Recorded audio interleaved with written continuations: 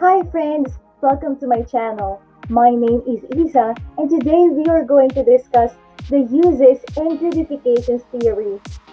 Before we begin, if you do find this video interesting or instructional, don't forget to like or subscribe. Without further ado, let's talk about what you all came here for, the uses and gratifications theory.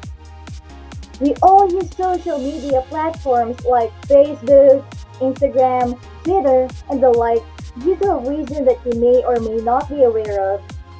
Some of you may use those services in order to catch up on the latest news, while others simply want to know what's happening in everyone else's lives.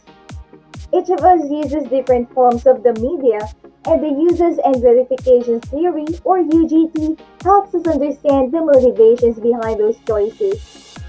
Now, we are going to take a step back in history to know more about UGT.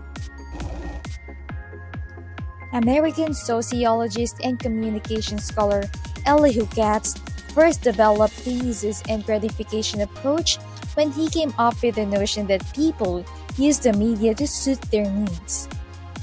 The perspective emerged in the early 1970s as Katz and his two colleagues, Jay Plumler and Michael Gurevich, continued to expand the idea. Katz and Blumler's theory suggests that the audience, as opposed to the media itself, plays a more active role in choosing and using media.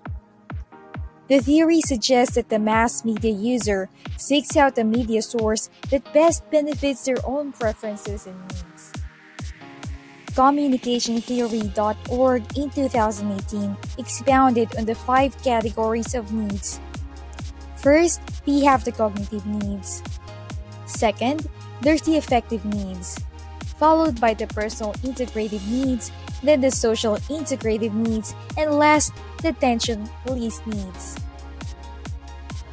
In cognitive needs, people use media for acquiring knowledge, information, facts, and so on.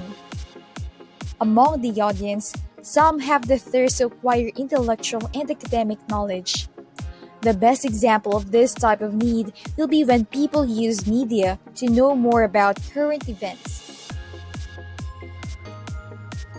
Affective needs include all kinds of emotions, pleasure, and moods of the people. People use media, say television, to satisfy their emotional needs. Another example is when some people feel sad, they tend to post their story with a feeling sad emotion in order to garner emotional support from others. Personal integrative needs is the self-esteem needs. People use the media to reassure their status, gain credibility, and stabilize. So people watch television and assure themselves that they have a respectable status in society. An example of this is when a person uses media to look at advertisements and know which products are in trend. Social integrative needs encompasses the need to socialize with family, friends, and relations in society. For social interaction nowadays, people do not seem to gather socially during weekends. Instead, they have turned to social networking sites on the internet. For instance, a person may post about a specific topic to have a discussion with the people they are connected with during the COVID-19 pandemic. Last but definitely not least is the tension-free needs. So people sometimes use the media as a means of escapism from the real world and to relieve tension and stress. A good example of this is when someone watches a TV series in order to relieve some stress.